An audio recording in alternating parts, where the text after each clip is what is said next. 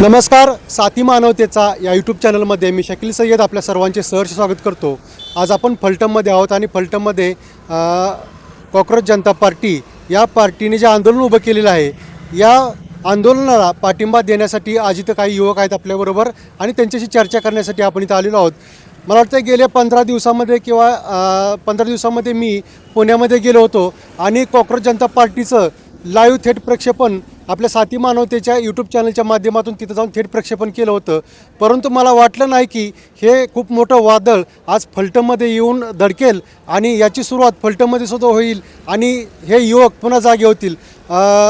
सामाजिक कार्यकर्ते आहेत नितीन सूळ यांनी सुरुवात केली आणि त्यांनी प्रांत अधिकाऱ्यांना निवेदन दिलं. कशी तुम्हाला कल्पना सुचली? आज एवढं मोठं आंदोलन चालू आहे. आपण पाहतोय दिल्लीमध्ये सुद्धा खूप मोठा राडा चालू आहे. काही आंदोलन करताना अटक केलेली आहेत. काय सांगचाल याविषयी आणि तुमच्या या पाठिंब्याविषयी? नमस्कार. आज फलटण या ठिकाणी तहसील कार्यालयासमोर एक दिवसीय धरणे आंदोलन सोनम वांगचुक यांच्या उपोषणाला पाठिंबा म्हणून फलटणमध्ये आम्ही उपोषण करत आहे एक दिवसीय.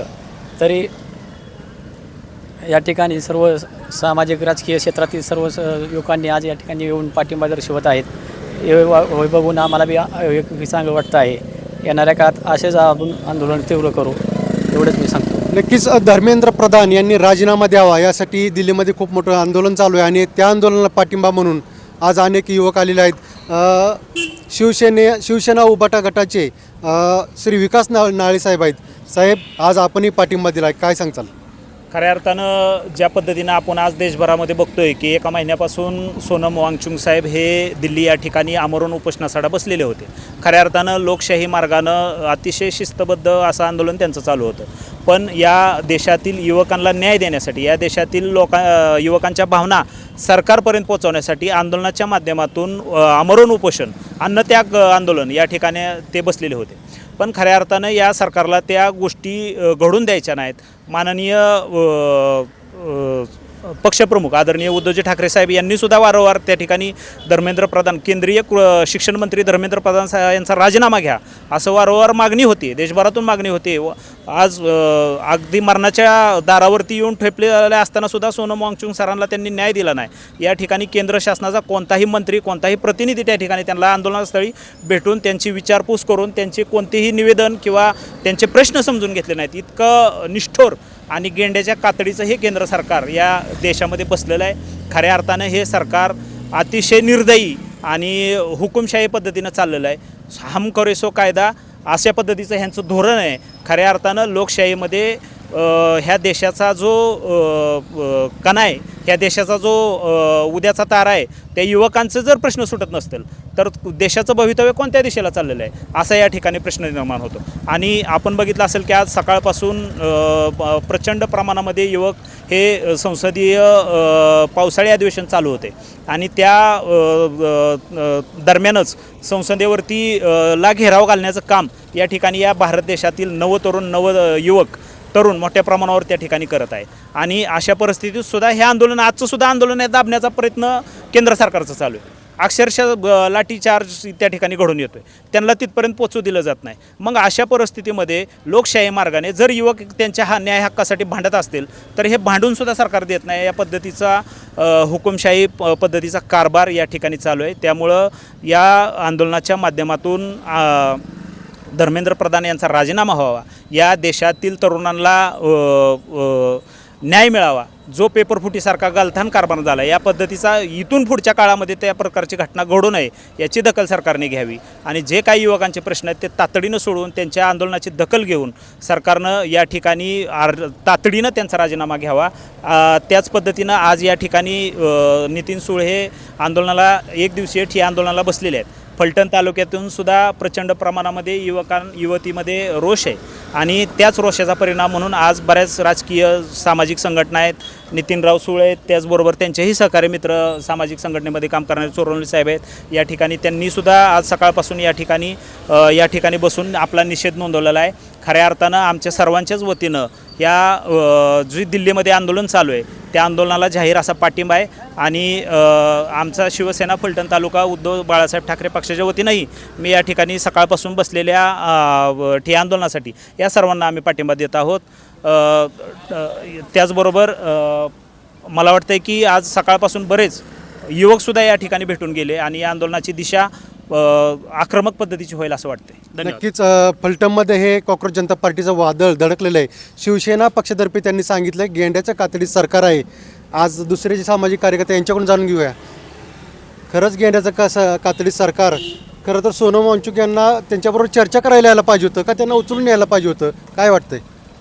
नक्कीच आता शिवसेनेचे जे अध्यक्ष आहेत त्यांनी सांगितलेलं की या ठिकाणी गेंड्याचं कातडं घातलेलं सरकार आहे.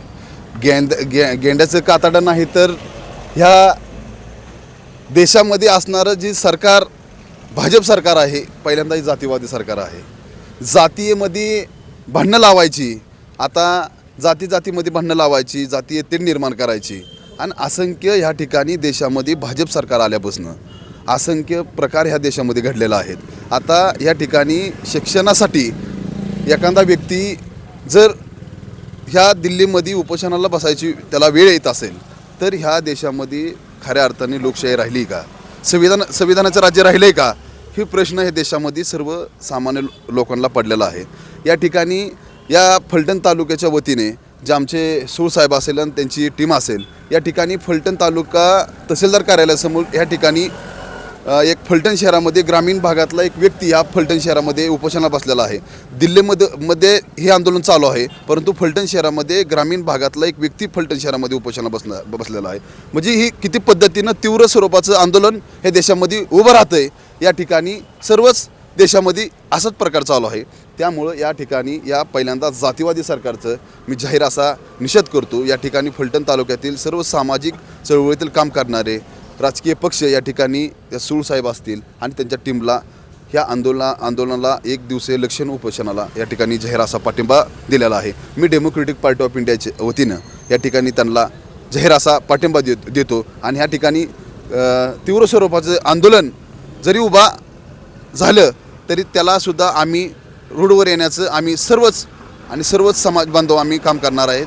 या ठिकाणी एवढंच बोलतो, थांबतो. धन्यवाद. नक्कीच आपण सांगितलं की हे सरकार जातीवादी सरकार आहे. खताळ सर, निवृत्ती खताळ सर आहेत, युवा कार्यकर्ते आहेत. मी आत्ताच एक मुलीचा व्हिडिओ पाहिला. ती मुलगी मला वाटतं आता दुसरीमध्ये आहे आणि या छोट्या मुलीला कळतं आहे की नक्की या सरकारने या युवकांशी कसं वागायला पाहिजे, पण हे सरकारला कळत नाही का? सरकारला कळतं आहे. आता एक मन आहे की कळतं आहे पण वळत नाही. तसं काम झालं की सगळं दिसतंय पण डोळं झाकायचं काम आहे की बाबा अशा घटना घडत आहेत. लहान मुलगी सांगते म्हणजे लहान मुलांच्या डोक्यामध्ये कळालं की काय झालं पाहिजे, पण ह्या सरकारला काय कळत नाही. आता काय जास्त त्यांच्याविषयी काय बोलण्यापेक्षा त्यांना अंगच कळलं पाहिजे की बाबा काय केलं पाहिजे काय नाही, की आपण कुठं चुकतोय कुठं काय करतोय. आणि देशामध्ये जे सोनम वांगचूक साहेब उपोषणाला बसले आहेत त्यांची मागणी आहे की जे आपले धर्मेंद्र प्रधान आहेत शिक्षण मंत्री, त्यांनी तात्काळ राजीनामा द्यावा आणि पुढील भविष्य विद्यार्थ्यांचे सखोल आणि सुखमय आनंदमय व्हावे यासाठी त्यांनी राजीनामा द्यावा अशी आमची सर्व युवकांच्या वतीने मागणी आहे. नक्कीच हे फलटणमधील वादळ अनेक युवा कार्यकर्ते आहेत. काय सांगचाल? आपण मला वाटतं गेल्या आठवड्याभरीच इथं बसायचं उपोषण याची तयारी करताय आणि आज प्रत्यक्ष आपण उपोषणाला बसलाय. काय सांगचाल याविषयी? आज देशाला खऱ्या अर्थाने की एक शैक्षणिक क्षेत्र हे राजकीय मुक्त झालं पाहिजे.